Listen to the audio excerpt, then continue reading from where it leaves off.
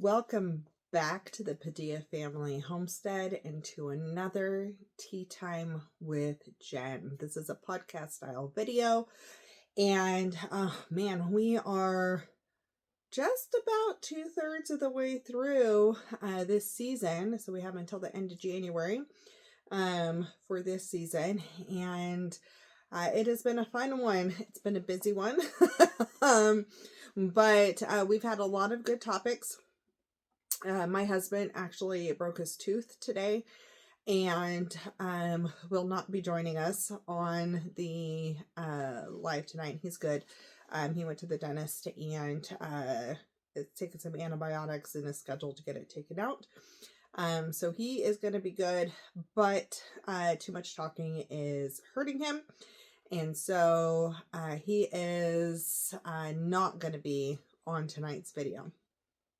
With that being said, we're still going to have a good night. We have fun topics. I have some tea. I have worked all day and I'm home and I'm going to have some lavender chamomile tea and get me set up for this video. I have, again, been back and forth on topics. I create a list that I want to do for this season. And as the season goes down, I'm trying to think of like what's going on in the world, what feels like the right topic for right now, what I'm being really led to talk about. And we're actually going to talk about something that is, I talk about it a lot, actually. And it's something I actually talked to my mom about the other night, and it's our broken food system. So that is our topic for tonight, and this has been the raw and unfiltered. I'm not editing the videos unless we're in a shared house, unless there's somebody who comes in or something that really needs to get edited out noise-wise or something like that. Other than that, we are just recording, and I'm recording through my thought processes with you. So I've talked about the fact that we're in transition right now, figuring out moving states, figuring out where we're going to land this next year, what things kind of look at like I'm back at work right now, kind of where we want to head. And I've talked before about how we decide to make our plans, and we look ahead for plans, and then we kind of backtrack and say, okay, if we want to end up here, what do we need to do to get there? And go backwards from that and figure out what our next step in front of us actually is to get to that point. And one of the things that I have been really digging into is, what are my passions? What do I really feel led to be really involved in, to talk about, to teach people about, what lights me up when I'm in a conversation, what can I go on and on about for hours, which this video is not going to be for hours and hours, but one of them is our food system. I was a single mom for many years, so I'm going to back up a little bit. I was raised as the oldest of 4 kids. We lived in the country. We struggled with finances sometimes. There was also some emotional things that were going on that we were processing through and dealing with. I had a sister who had disabilities, things like that. And my mom, when I was little, was into raw milk. She liked to make her own butter, make bread, that kind of stuff. Being a parent of 4 kids, one with a disability, kind of changed the time and the availability to be able to do such things. And we ended up eating out a lot more. And there's a lot that goes into that. And I'm not saying that as a bash to my parents. I'm just saying that as a fact that that's just what it is. Because there's a lot that goes into that I'm not going to unpack. But with that being said, one of the things I learned is how to cook. But I didn't utilize it really that much. And in my young adult years, I really didn't utilize it that much. I like ramen was a food group. I ramen and peanut butter and jelly, like you could do anything with those. So, um, went through a phase of not eating super well. And you get so much mixed information on what is healthy. We're taught this food pyramid in school, um, and we are taught different things. Oh, you should go keto, you should not go keto, you should go low carb. Actually, women need carbs. Okay, so you need to get rid of all your fat, and oil's better for you. Well, which oils are better for you, right? And learning how bad seed oils are and all these things. Like, the information is very confusing, and the information is really put out there a lot of times and marketed by medical professionals, by the companies who are selling the food. And it is amazing to me. So, bacon and eggs for a breakfast food was based off of a farmer thing. Like, that's really weird. Like, not a farmer thing. It was a farmer thing, but it was a business need. Like, they haven't had a large amount of these things, and people weren't buying them at the time. And so they really marketed it as a breakfast food. And breakfast foods now are nothing like breakfast foods 100 years ago, 200 years ago. So I didn't really do a lot with food. I didn't eat a lot. I was very confused. Oh, I ate a lot, but I was very confused by what was right to eat and what wasn't right to eat. And you hear something different from all over the board. Well, fast forward a little bit from there, I ended up with health issues, and I had to go all liquid food, because I was choking a lot. Then I went soft, and I didn't do that well. I knew there was a disconnect when it came to stuff. I kind of really didn't care that much anymore. I tried to do well for my daughter, and I tried to give her the best of what I could with the information that I had. And it's not fully all the information that I wish I would have had.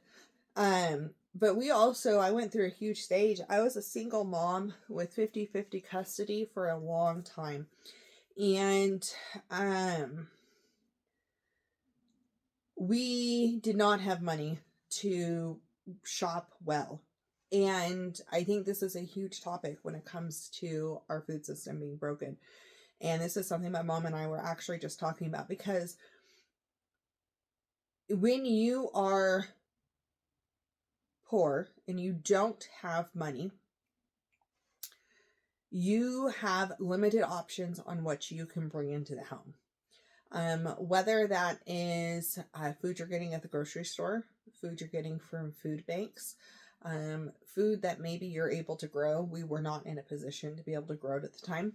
And the stuff that I had available at that time was not great. And I couldn't afford to go buy the raw, fresh vegetables and all the things, because they were more expensive and they went bad faster. And it was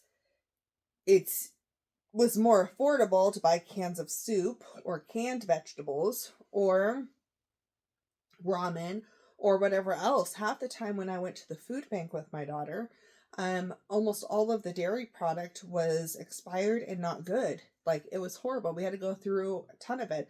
The other half of the stuff that was there was a bunch of bread items, like desserts and breads and so forth, because that's what was donated.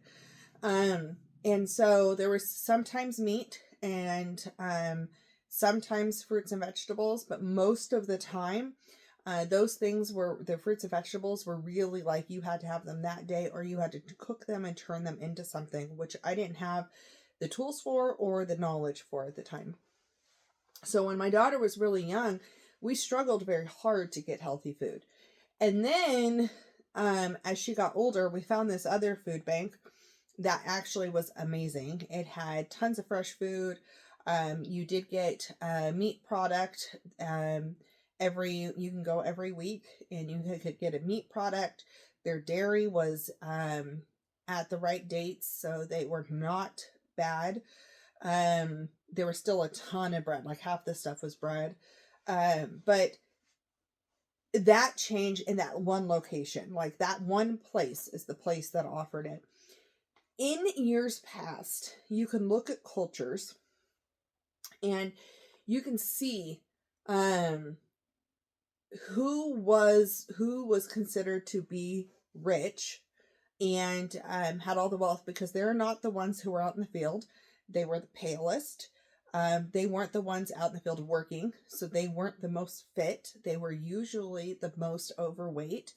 And that's because they had money to eat whatever they wanted to or whatever. Whereas the people who had to work for it, who were the working poor, they had to be out there and do physical labor, and they were eating what they can grow because they couldn't afford to buy other stuff, and everything was very limited. And so they were actually physically healthier in a lot of ways and a lot of things with what they were eating.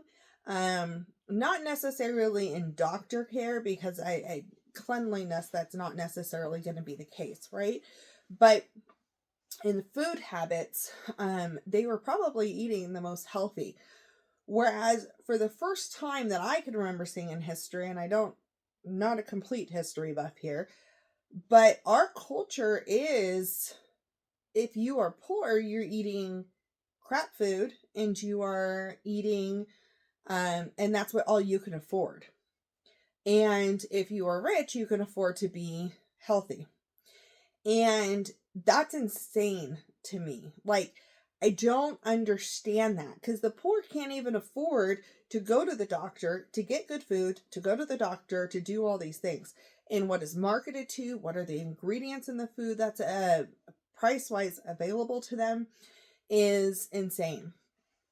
And I believe a lot of that personally comes down to greed, corporate greed, and it's switched how everything went. We went to cheap things that could be done quickly. We did monocrops, and we spray with pesticides, and we grow the same thing over and over and over again. So the soil is nutriently depleted. They feed it with chemical fertilizers, and then have the chemicals on it from the pesticides. And then that is turned into something that, let's take corn for an example. Corn is grown all over the place, right? Worms are a big issue in corn. So you have to use pesticides in a huge setting like that to grow the corn. Each corn stalk, unless it's like genetically modified, most corn stalks grow 2 to 3 ears of corn per stalk. That's huge fields full of that. Now, I don't know how many genetically modified corn, how many ears they grow. I'm not 100% positive on that. But if you are growing them, you have to have huge fields to be able to grow them. You need to be able to water it, protect it, harvest it, all those things. Well, when you're doing it on a large crop like that, a large field, the other thing it needs is nitrogen. Corn needs tons of nitrogen. And commercial farmers are going to spray it, feed it with chemical fertilizers, and then they're going to harvest it probably earlier than it should have been, and then store it in a way that they can to make it last the longest. That then is used to turn into your frozen corn, your canned corn, whatever else. Your corn cobs are turned into corn syrup. It's cheap to be able to do that, to create this corn syrup. That corn syrup, because people want the corn, right? The sweet corn, the cream corn, the all the things that you can get canned or frozen. And then they have all this byproduct. Well, what am I going to do with it? I'm going to turn it into corn syrup. Okay. This corn syrup then is really cheap to be able to make. And that corn syrup then gets added into everything. And it's a cheaper way than using better for you sugars or sweeteners. And it's actually, I believe corn syrup is a huge addiction on a lot of things.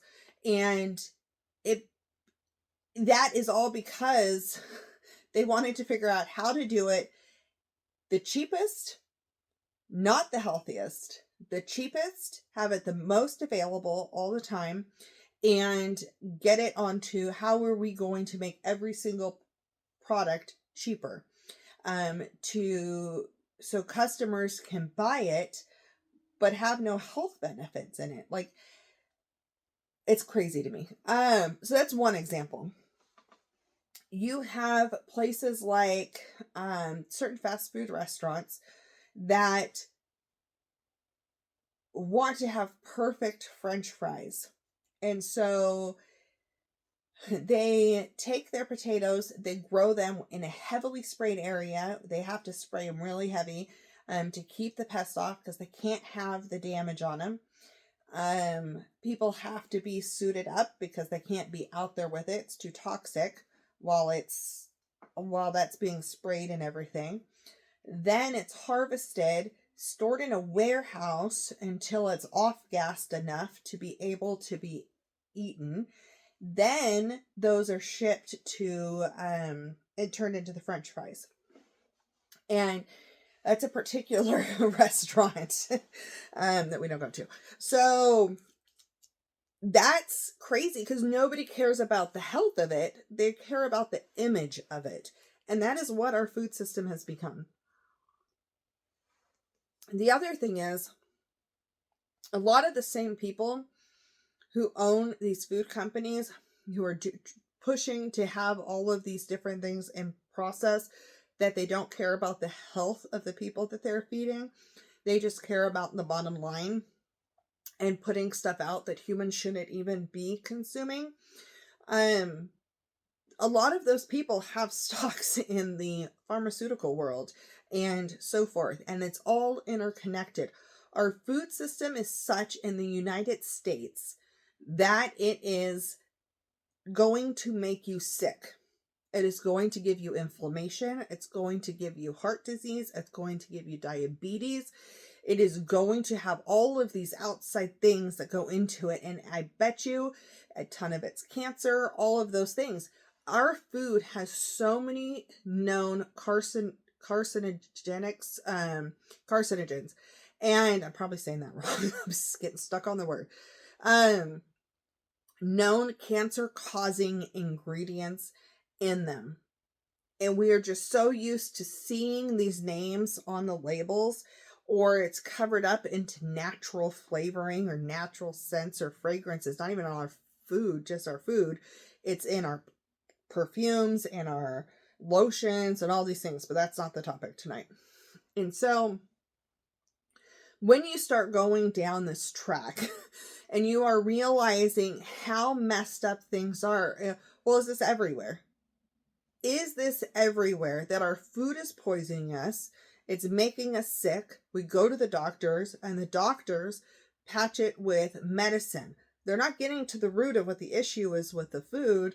They're doing a patchwork to go into the pharmacy. So the same people are getting rich over and over and over again.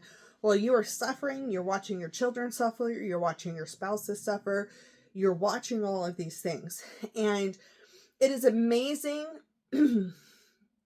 how many people have no clue about any of this. None of it.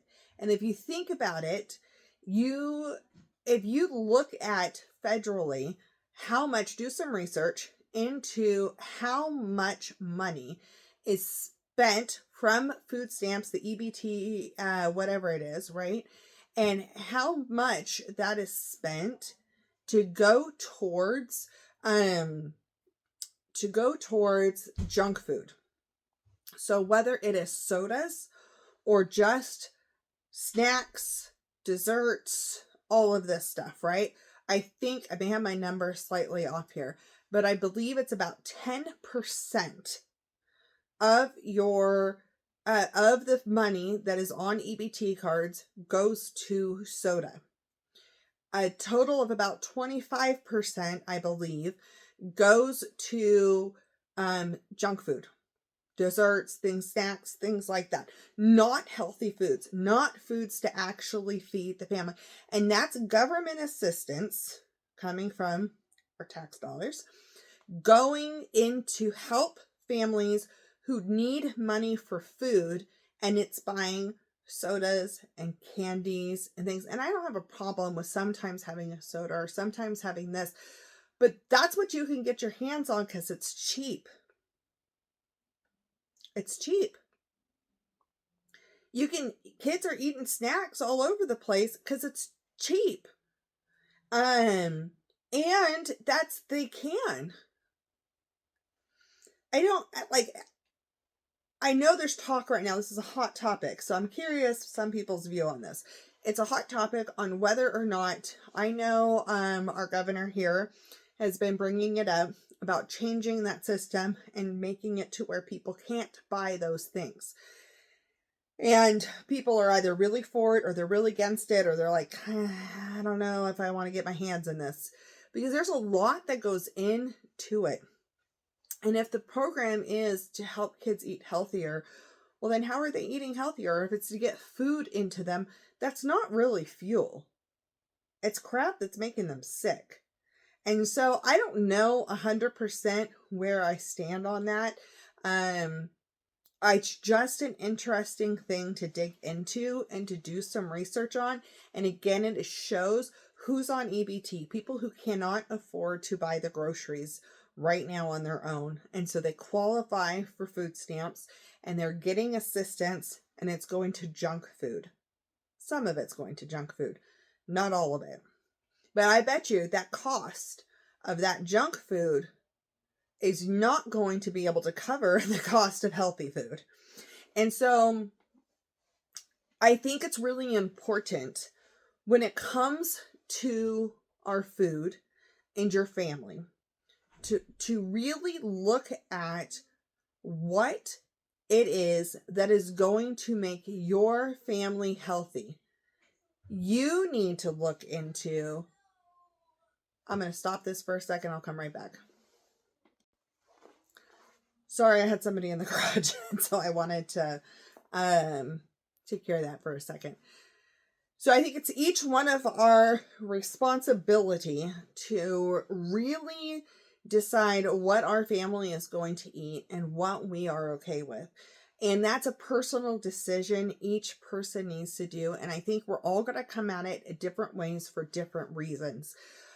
We came at, we're not doing great right now on our original plan here, okay? Because we're eating out more, we're doing those things more, and I'm really trying to double back down. We need to get to a point where we are flipping that switch back, because my body is feeling it, so is my husband's. His sugar levels are showing it. So we are not going to make excuses, and we're going to flip the switch back.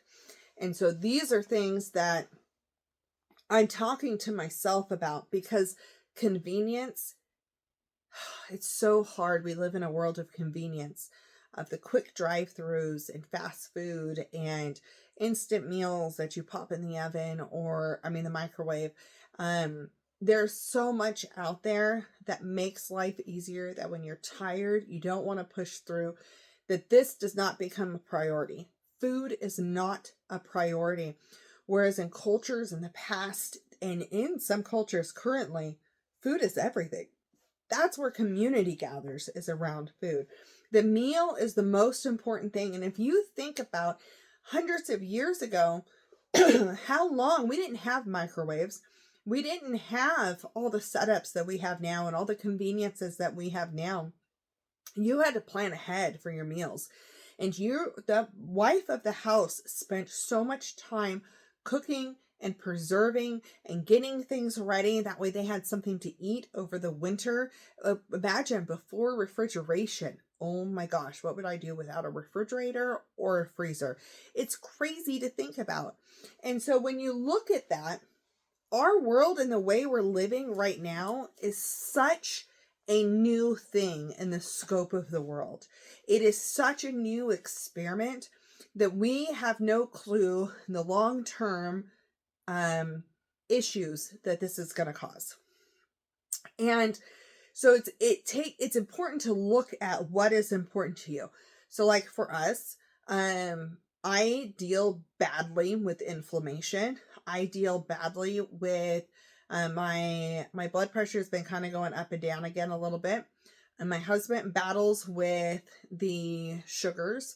And my daughter battles with hormones. I deal with hormones too. And we all have some kind of something different that we're coming at. She battles with gluten as well. And so looking at these things going, okay, so seed oils to me are a huge one. We pretty much cut that out. The only place we're getting it is when we're eating out. And so that is something I have to take into consideration. I just started checking out a new app. I don't know a whole lot about it. I don't know. I'm not giving them a thumbs up approval or anything along those lines, but it is something interesting I'm checking out, and it's called, oh crud, it's called Seed Scout, I think. And it tells you different restaurants and if they use no seed oils at all, or if they use some, or what things it's in, or this is really a no-go, it's full of seed oils. So seed oil, we do not use canola oil. I haven't used canola oil in years. Vegetable oil is another one I will not use at all. There's a lot of things that I will not use. One of the things I'm really getting away from is sunflowers, because I don't mind having sunflowers and having them be beautiful, but I will not eat sunflower seeds. And I will not use sunflower oil. I don't really like it on a lot of my foods. And then some people eat like the sunflower heads, things like that. I'm not going to do that. Sunflowers are used to pull toxins and heavy metals and things out of the ground and correct the soil. Well, if it's pulling it out of the ground, where is it going? Into the plant. And then we're eating it. And so if you look, there's a lot of places that use it for remedying the soil. But I don't trust where our food's coming from. I don't know where all those mass sunflower seeds are coming from that are being sold in the store. I don't know. I don't know what level of heavy metals that they're going to contain, or different toxicities that they have. So that's one thing I'm really pulling away from because of those reasons, because I know what the plant is used for sometimes in the garden. And it is an interesting thing watching how plants work and being wise about how you are using them. Just because you can doesn't mean you should. So I'm gonna take another drink. I can literally go around on this topic, and it is something that I'm really passionate about, something I'm still diving into and I'm learning. Sugars, we really try not to use regular white sugar from a store. That's another one that I just don't buy. I buy organic cane sugar. And then we do honey. And I have molasses. That's all, making my own brown sugar with the cane sugar and the molasses. And then I will do maple syrup, real maple syrup, not the cheap bottles of maple syrup in the grocery store.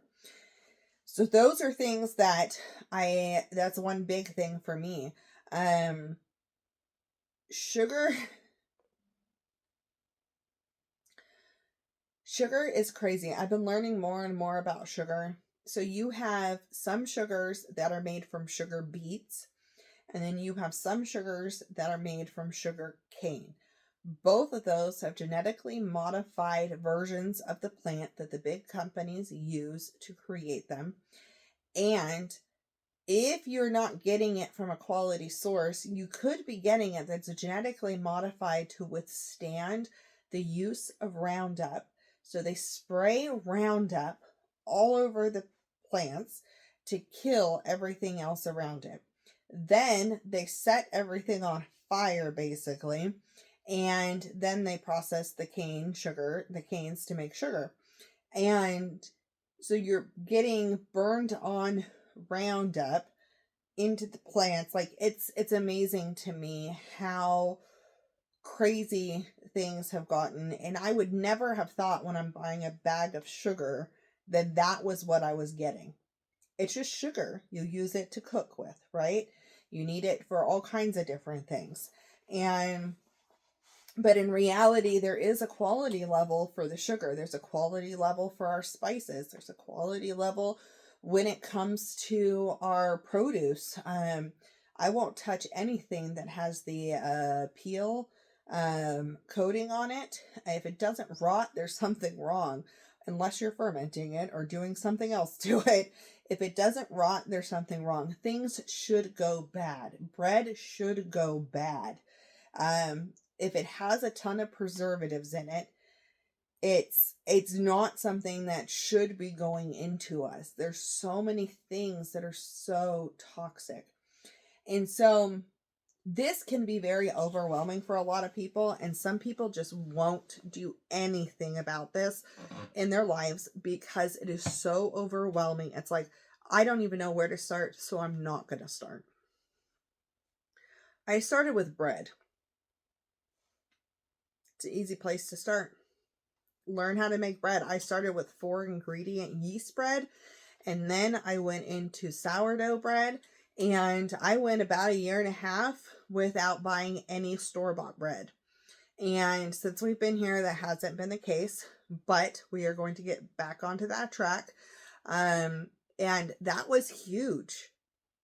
It was huge. I lost weight in the winter eating soups and bread. Like, it's huge what you can do and the difference in the health that it gives. And if you're using fresh milled grain, which not everybody can do, and I know that, but at least if you're sourcing fresh quality flour, like, that is incredible. Anything that has natural nutrients, where you can have a natural nutrient versus a chemically added or enriched product, your body is going to process it better. That is just fact. We are from the earth. To the earth we are going to return. Our bodies process natural things. That's how they were created, to process. And our bodies are going to digest them better, get the vitamins that we need better. The freshest you can eat things, the more vitamins they're going to have.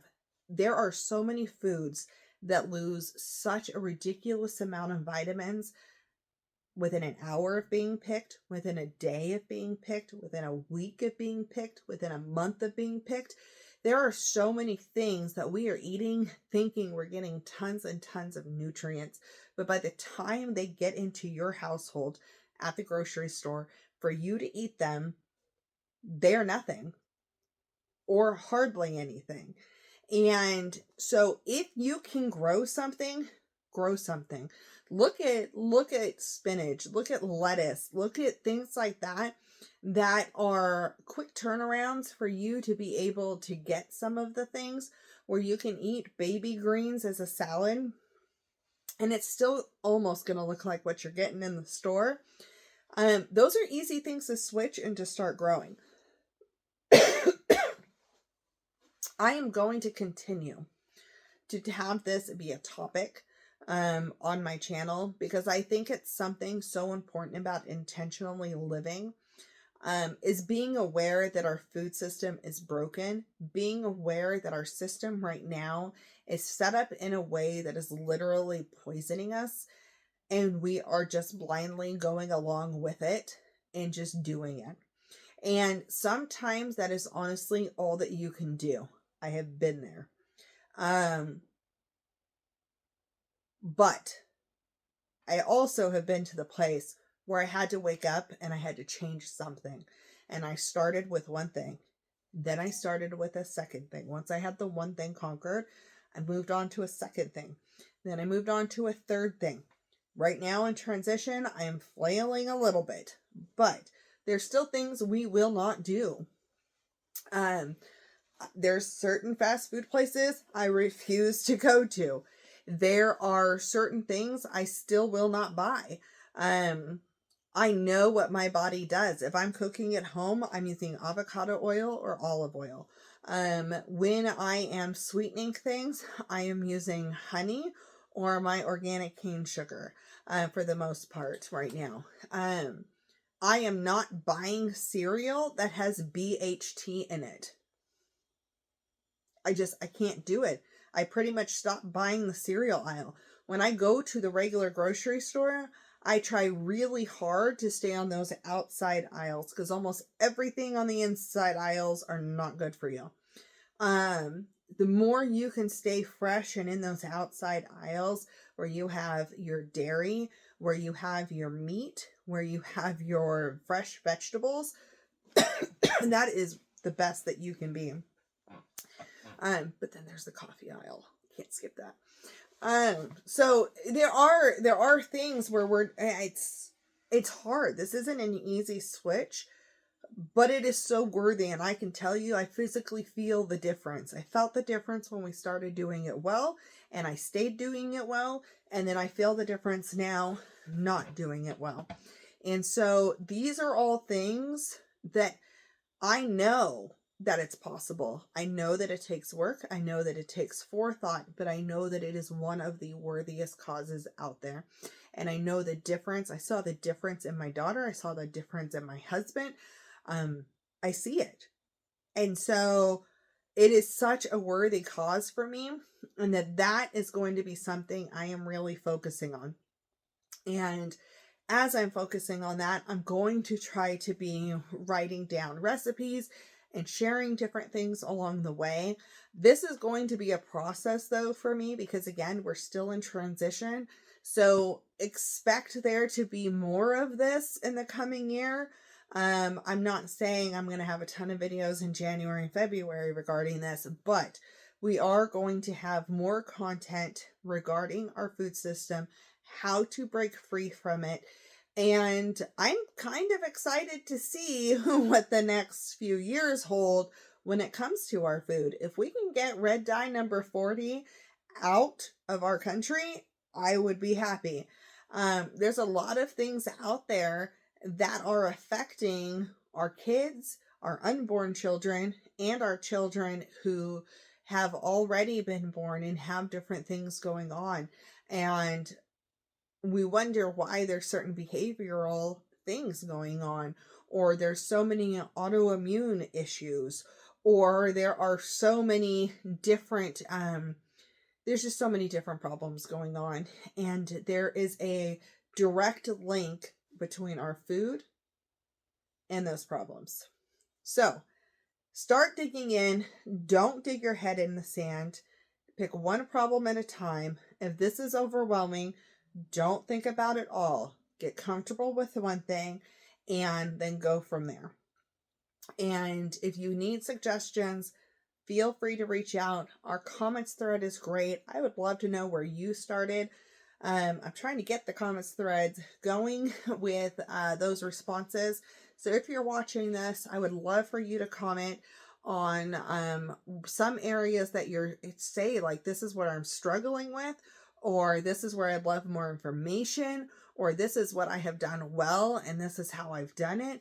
Like, share some information, because if one person's doing research and sharing it with somebody else, it helps. It helps alleviate that burden, and it helps make people feel like they're not alone. Because that's the biggest thing, is I feel alone in things, not me, but I feel alone in things I hear a lot, or I just don't know how to do it. How do I break this into my schedule?